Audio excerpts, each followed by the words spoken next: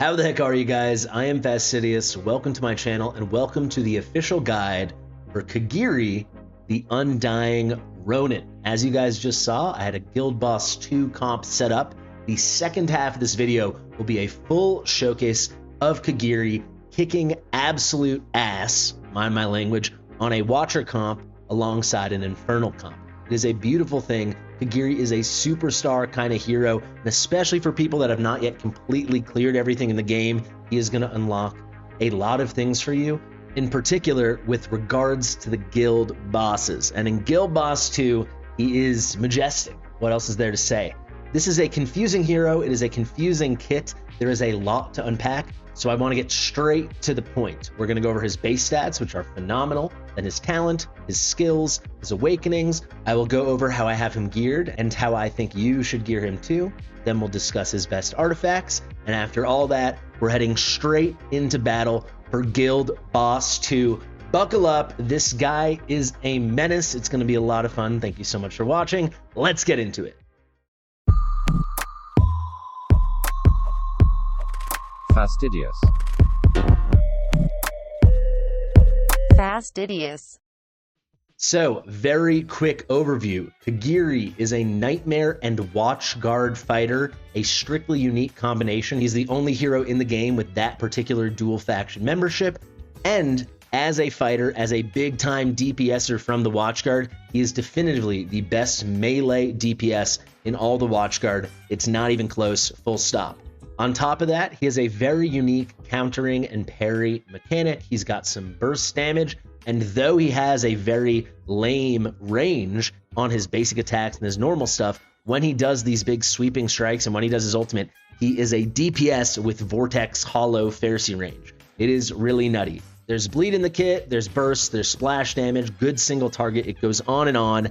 Let's go to those base stats. So, first things first, his attack. Tremendously high. I don't know exactly where this would put him in the rankings. Certainly top 15 highest attacks in the game. I believe it's top 10. If you think of someone like Salazar, who for a long time pre-Ardia had the highest attack in the entire game, he comes in at 6,500. Giri is at 6,470. This is tremendous. It makes him really easy to build. And for you guys that pick him up early in your progression, he will just dominate everything because this game is just all about attack. If you get triple attack bonus on the right side as you're progressing through early and mid-game content, he will be the hardest of carries. He's a really unique, really powerful hero, and worth mentioning for people progressing, because he's Watchguard and Nightmare, those are the factions you get free epic lords from, right? You get Ein and Wrath respectively. Phenomenal. He has very high base HP. He is very tanky. He's not the level of an Abomination or an Ares or a Jira, but he is one notch below that. Certainly more HP than an Arrogance or a Volca or a Zealot, so on and so on. Typically there you're seeing 18,000 to the low 20,000s. 26.7, nearly 27,000 HP is ridiculous. Defense is very typical, solid at 2k. Magic res slightly low at 477. Very typical cost of 16 for someone with only one tile range. However, we should remember it's not one tile range when he's doing all the cool stuff in his kit. It's an enormous Vortex Hollow, completely unique to a DPS's range. He's got 2 block. That actually is worth mentioning now because we have a couple heroes in the game with only 1 block, which is laughable. If we talk about Ma, if we talk about Giselle, they only have 1 block. Thank God he has 2, and everything else here is very standard. Let's actually go to gear really quickly so you can see the typical base attack interval because that was adjusted. It comes in at 2.6, completely and utterly standard. That's the final thing I wanted to show you because attack speed is so vital to how you're going to want to build him. So let's get into the kit. We're going to take a quick minute here to unpack his talent and all these hyperlinked underlined things because it is confusing at first glance. Basically, with his counters, with his special things, with the sheathing of his blade and parrying back, he can do these special strikes. Either a sweeping strike, which comes out to 180% AoE damage one time to up to 6 enemies in his path. And remember, that path is that giant Vortex Hollow path. I'll slow down on that. I know I've been beating that horse a lot, but it is crazy that, I'll just show you, this range is crazy. And then on top of that AoE kind of splash from the sweeping strike, he then follows it up with single target damage to one of those enemies, and it's 480%. If we look at Ember Strike, This is just the better version. So what is Ember Strike? Well, he now does a 200% AoE damage to up to 6 enemies once. And then on top of that, this is where it gets really good for single target stuff. He's doing 400% damage, so 80% less, but instead of doing it once, he's doing it twice. So 800% damage at one of the enemy targets. If it's against a boss, it's always going against the boss. It's the only enemy target there. This is what really elevates his DPS and makes it phenomenal. So his sweeping strikes can be triggered during the sheathing of his blade during his ultimate, as you will see shortly, but also they kind of happen like clockwork every 40 seconds. I say kind of like clockwork because that 40 seconds is not set in stone. Each basic attack that he deals damage with will reduce the cooldown of sweeping strike by 1 second. So you can just think, what build do we have on Kigiri? If you saw before, he's at 1.6 seconds. So quick math, every 16 seconds, doing an attack every 1.6 seconds, he'll deal damage 10 times, thus reducing that ticking clock of the sweeping strike of the 40 seconds down to 30 seconds. And at that point, it's already been 16 seconds. If we take that one step further, if we want him to do another 5 instances of damage in the next 8 seconds, that's how long that will take, 1.6 seconds times 5. Now you've reduced the cycling of the sweeping strike mechanic to 25 seconds. And in the time it took you to do those 15 hits, the 10, then the 5, it's been 24 seconds. So you're only 1 second away from getting to do the sweeping strike. So basically, with this build, it's actually happening every 25 seconds, not 40 seconds. And that's pretty dang cool, especially if you're lucky enough to get awakenings on him, because it leads to ridiculous stuff. So as we have now gone over with the sweeping strike and the ember strike, there's an AoE splash component and there is a single target component. With the AoE damage he actually does to those up to 6 targets, he does an AoE bleed. Bleed is one of the better dots in the game. It deals continuous true damage equal to 1% of the target's max HP, so it is damage based off of the target's max HP, and it's true damage, so ignoring all defense and all magic resistance. And on top of that, it serves as a secondary physical damage vulnerability. So for the duration of the bleed, the target will take 10% more physical damage. Kigiri, of course, deals physical damage, and a lot of the heroes from Nightmare and from Watchguard you're going to pair with him also do that, and it's very good. Now, the single target component of the 2 strikes that he does will do 2 fantastic things. First off, it ignores 50% of defense, so it's a full 50% defense shred. That is amazing. It's very penetrating damage. It already has the big multipliers, especially if you get that double 400% damage from the Ember Strike. And on all of that, you're ignoring defense. If you think of hard late game and end game stuff, particularly Semrah, incredibly high defense and magic res. So this is big time damage. And then on top of that, right now only relevant for the Aegis phase, phase 2, when you're in Guild Boss 2, when you're fighting Semrah, but you can dispel a buff. So he's dispelling 1 buff.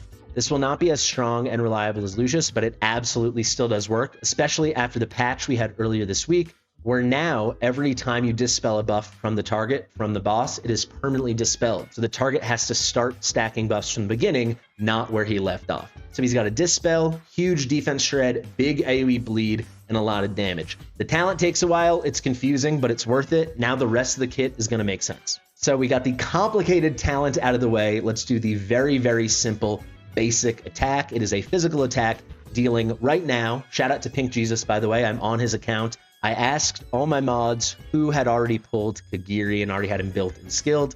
Pink Jesus stepped up. I actually think it's the perfect account. It's a very late game, borderline to end game account. The gear is very good, but the gear is not amazing. It's definitely, no offense, Pink, but it's a step below my account, for example. So I do think this is going to make for a more accessible guide for a lot of people. So at max skill ups, this physical basic attack goes to 120%. The build you're going to see today is at 110%. However, this is the least important of all his skills. There are a lot of heroes in the game where the basic attack is so important and you need that maxed. I think a lot of people coming from other games do not seem to understand that. But for a hero like him, where most of his damage is not coming from his basic attacks, it's coming from these crazy sweeping and ember strikes, here, this was the one to miss. So congrats on Pink. In my opinion, you saved yourself 2 skill ups. Simple basic attack, that is all it is. Essentially, it is a mechanism to deal obviously a little bit of damage, but most importantly, reduce the cooldown on that cycling timer, the 40 seconds you can bring down for the sweeping strikes. Let's go to the ultimate, the next most confusing part of the kit. Buckle up. So at full skill ups, you can see it is 600 cost, It has an initial rage of 400 and it lasts 8 seconds. I will say it can end early. It does not have to last 8 seconds. We'll go over that right now.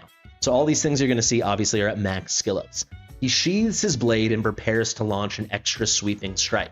So this sweeping strike he's preparing to launch is not contingent upon the 40-second cooldown one that you're reducing. And it's also worth mentioning, it doesn't like take the place of that. It doesn't reset the 40 seconds on this, which is very good. And he's going to hold that position with the sheathed blade for up to 8 seconds. If he does not get hit in those 8 seconds, that is the moment he does the sweeping strike. However, this can happen faster. When he receives direct damage while sheathed, he is going to parry the damage and launch that extra sweeping strike early. So this allows the ult to end and you can start building up for the next ult faster. That is a cool thing. The key thing though is if that parry is triggered within the first 3 seconds of triggering his ultimate Tranquil Reflection and him sheathing his blade, instead of doing the sweeping strike, now we find out how to do the Ember Strike. This is the desired thing. In stuff like boss content where it's not random, where you can see it coming, you can totally time this out and get a bunch of Ember Strikes. That is where the big damage comes from. It's a really good thing. You can see skilling up the ultimate also leads to the increased multipliers and everything on his Ember Strike. We can see that with the skill ups right there. Also, if it was not clear, while he's in that sheathed state, he can't be basic attacking. His sword is sheathed and he's waiting to counterattack. He can't go on the offensive. The passives now, a little confusing, but a lot more straightforward. Parrying during Tranquil Reflection increases attack by 30% for 10 seconds. So another reason you are going to want to time out when he does these ultimates to make sure you're getting hit. Ideally in the first 3 seconds, so you do an Ember Strike, but worst case, hit before 8 seconds, you do your extra sweeping strike early. You can start building the next ult early, but very importantly, you're getting a 30% post-deployment attack boost for 10 seconds. That is really, really strong. So that's flow state. Now for his final passive, Swallow Counter. When sweeping strike and Ember Strike end, this is at max skill ups, there will be a 25% chance, a 1 in 4 chance that he does whatever strike that was immediately after. So he goes up in this big range, swipes forward in that Vortex Hollow range, and then afterwards, if you hit that 1 in 4, he goes backwards to his starting point and he does it again. This is RNG. It will slow down, the cycling of different things and when he can start doing his ult building again. However, it hits for a lot of extra damage. It's really good. I'll tell you right now, we're going to head into Awakenings. His A5 makes this passive completely broken. So, Awakening times. His A1, let's keep it pretty simple. When launching a basic attack, additionally restores 3 rage and 3% HP. Early on, middle of the game, the 3% HP restoration is nice. It can have a use, but later on, there's not going to be content where he needs to keep himself alive, so that's kind of something you can ignore when you are later on in the game. However, restoring 3 rage per basic attack is really nice. I do want to point out it's not as nice as it seems because you might read this as 3% rage. That is incorrect. We go to his ultimate and you'll see it's 600 cost. So if it was 3%, each basic attack would restore 18 rage costs. It is 1/6 that. It is just a flat 3 cost, aka 0.5% of his rage. It's not nothing. It's good, but it's not like Praetus, for example, who literally with each basic attack when he's awakened level 1 restores 3%. Here we're talking about half a percentage point of his rage bar. Okay, simplest thing I'm going to talk about the whole day, the A2, plus 300 attack. That attack is already crazy high at over 6,400. How about we put it over 6,700? His A3 is really, really strong. His A3 and his A5 take him to new heights and things get crazy. So if you're a big spender, if you're a whale, or certainly if you're a Kraken, this is where Kigiri becomes nuts-geary. This is where things get pretty wild.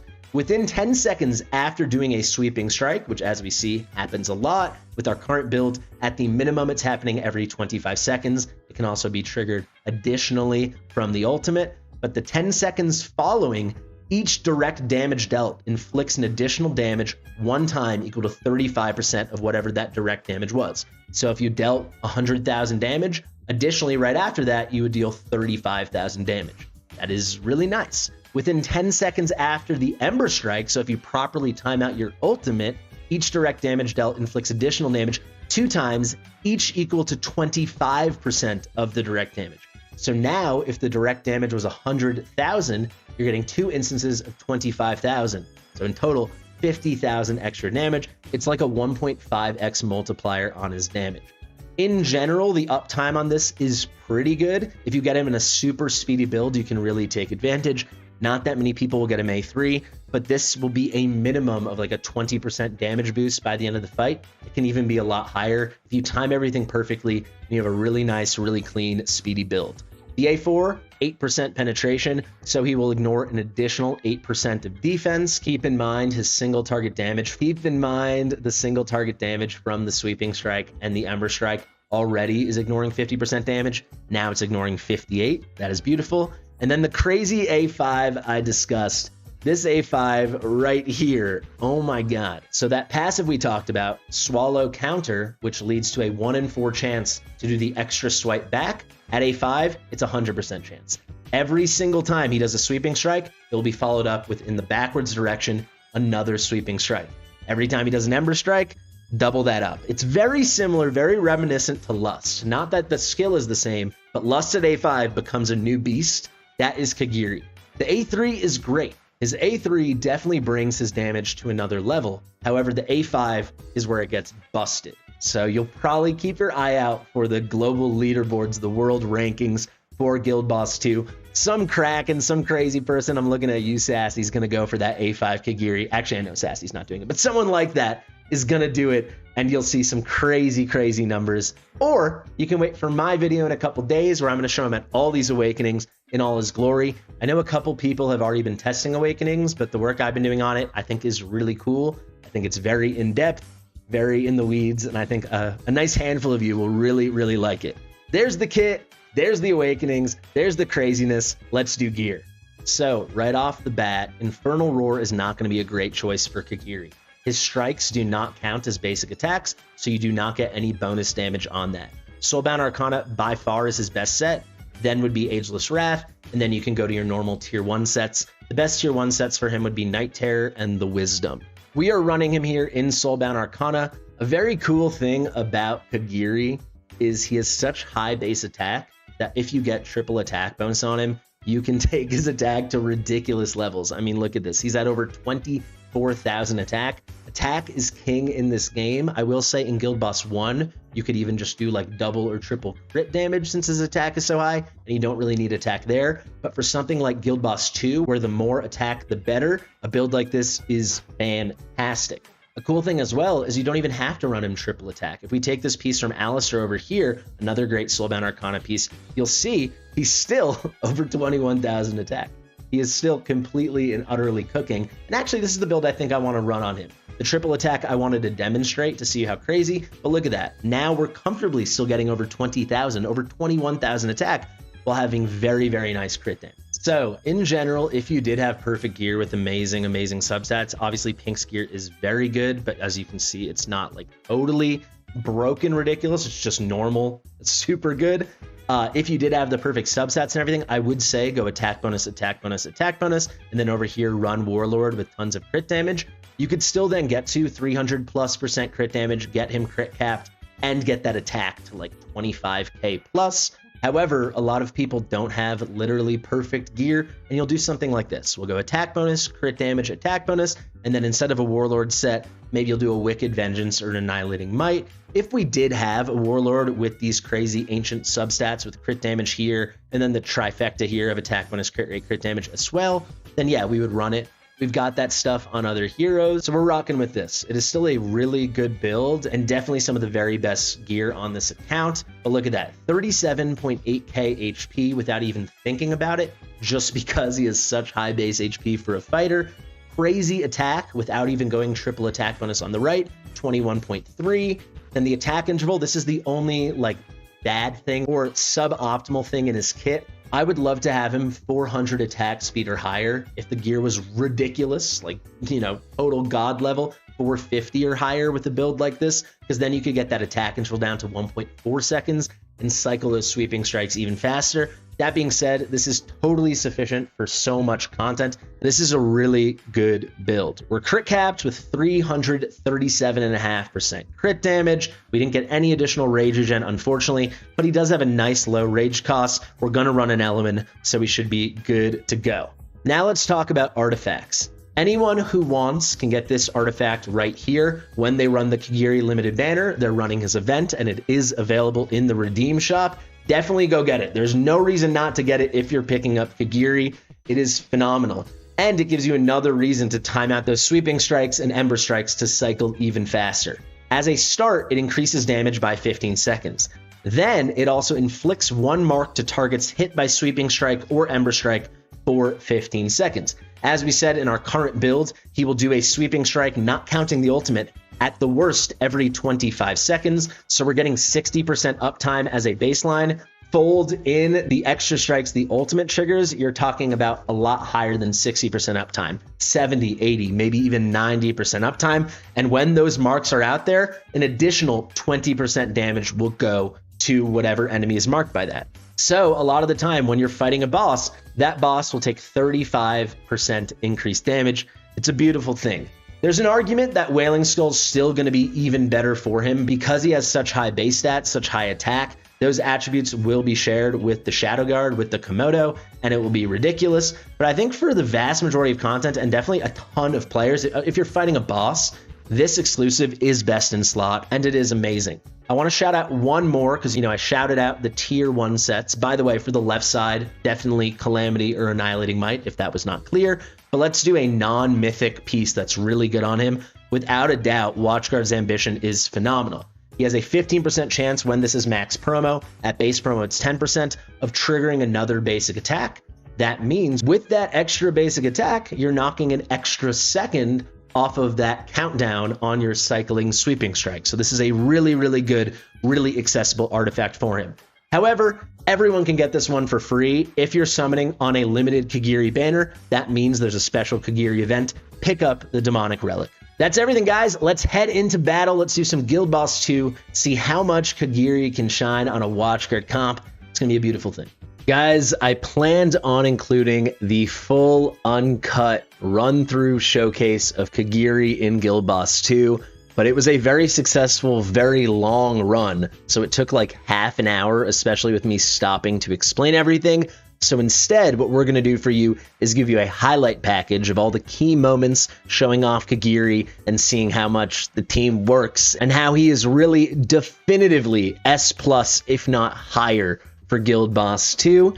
If you want to see that full run, uncut, the whole thing all the way through, that will come out as a separate video tomorrow, really showcasing Kigiri and how potent he can be in a Watchguard comp.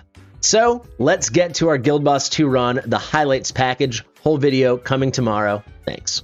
All right, this is a Kigiri guide, but this will be a full Guild Boss 2 showcase. I'm not going to show you the build or everything crazy on all of these heroes.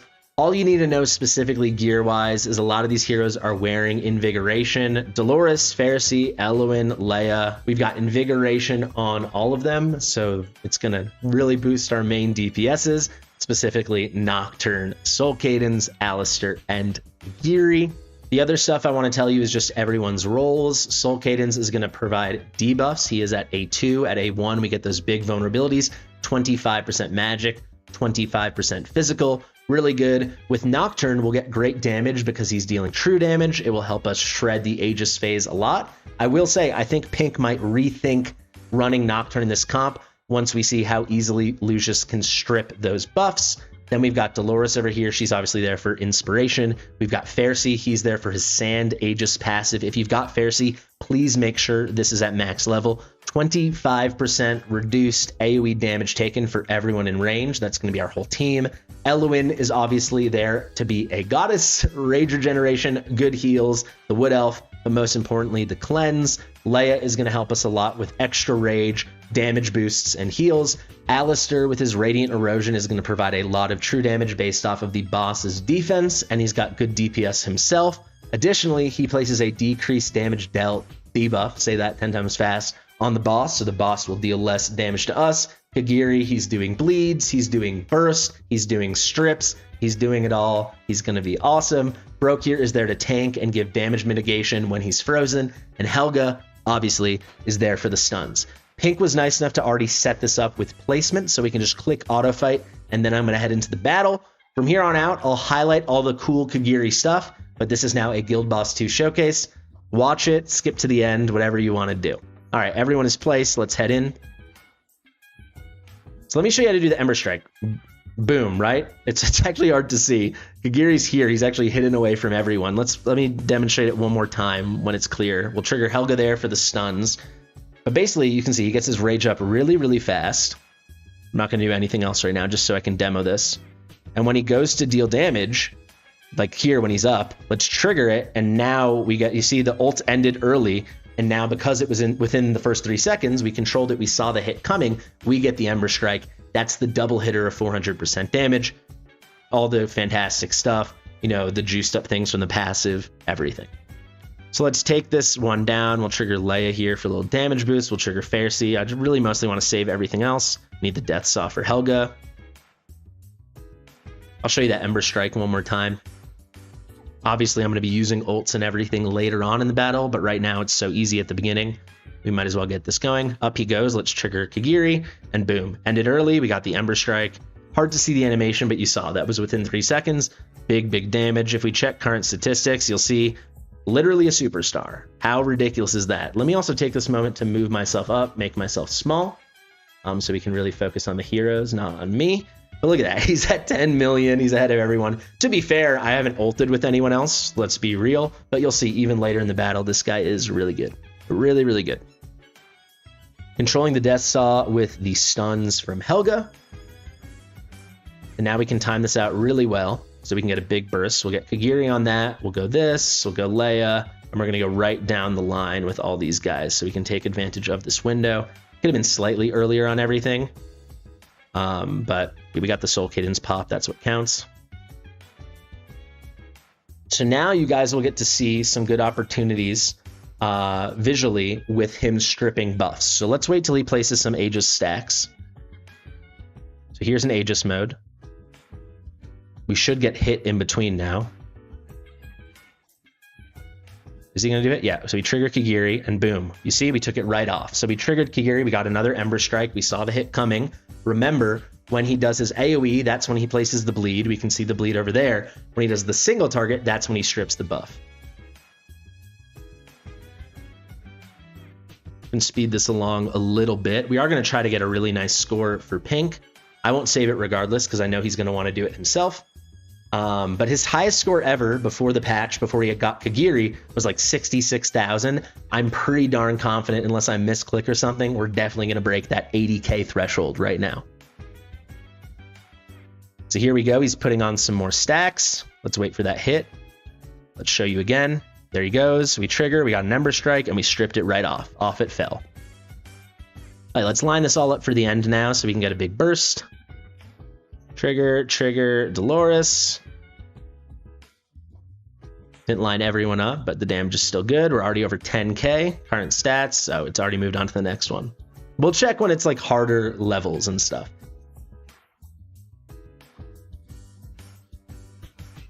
You can see right there, you saw that buff got placed, that Aegis buff, and then came off. That was our periodical every 25 seconds with the current build sweeping strike. It's kind of hard to see because he dashes so fast, especially when you're on 2x. But yeah, let's trigger. We got the Ember Strike. That's kind of the key thing, I would say. Try to line up his ults when it's happening. You don't have to build the whole fight around it, but try to line it up with the moments when you're about to get attacked to guarantee you that parry within the 3 seconds, because it makes a big difference. So we broke 70K now, so we already have the PB. But again, we're not really competing against Pink here because he's never tried it with this comp, which is obviously a superior comp now that he has a Kigiri. But look at that. Look at the time. Normally, with all those stacks before the patch and before you had a hero, Pink had a hero like Kigiri, there's no way before a minute and a half we'd be, you know, already a nice chunk under 50%. But now we are.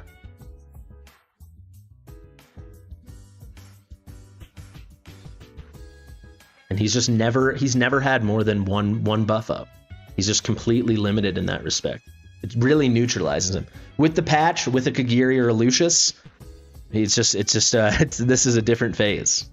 Oh, Kigiri dropped, so that's unfortunate. We just got unlucky there. Here comes a cleanse. Got it. All right, so this is the part of the fight where it just starts getting sweaty. We might not have the HP, the DPS, but we still should cruise this 80k right about now. Perfection.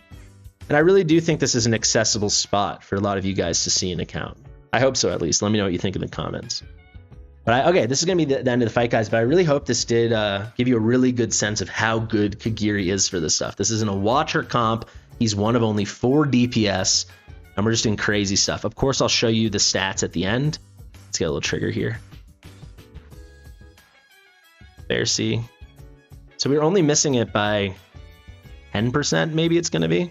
Ooh, even less after the burst. 6.3%. So without a doubt, with some min-maxing, with some timing, if going into that phase it went a little nicer, Pink definitely will break that. And maybe Pink even this week, I'll shoot him a message, I'll shoot him the screenshot. Maybe even this week we'll get a first 120k. And that's a big thank you to Kigiri. So let's check those stats and let's wrap this thing up. He is coming in at number 4, but he was such an amazing enabler with the buff strips. He's nearly, these guys are all within 11 million. Soul Cadence is just the king. So I think in time, everyone would really perfect those timings, getting all those Ember Strikes, getting them to line up with Dolores. But he works really well. I mean, this is with an AZ or Alistair, who's, yeah, not on the level of an A1 Alistair, but very high damage. On my account, he's like number 3, lining up kind of right neck and neck with him. I think it's a really admirable, really impressive result. And then he's the one with all his stripping that allowed us to make it that long into the fight and get an all-time best score, 103k. For Pink Jesus. Huge thank you again to Pink Jesus. Thank you so much to all you guys who made it to the end of this. I've been filming for over an hour, but that's what happens when you do a 100k plus Guild Boss 2 showcase at the end of your pretty dang in-depth guide. Thank you to R-Type for editing this video. If you like my stuff, please subscribe. I know my content can be longer than others, but I hope you see why. I take a lot of time with it. I get deep in the weeds. And I hope you guys learned something. Let me know all your thoughts in the comments. Share it with your mother. I've been Fastidious. Kigiri is awesome. I'll see you real soon. Bye.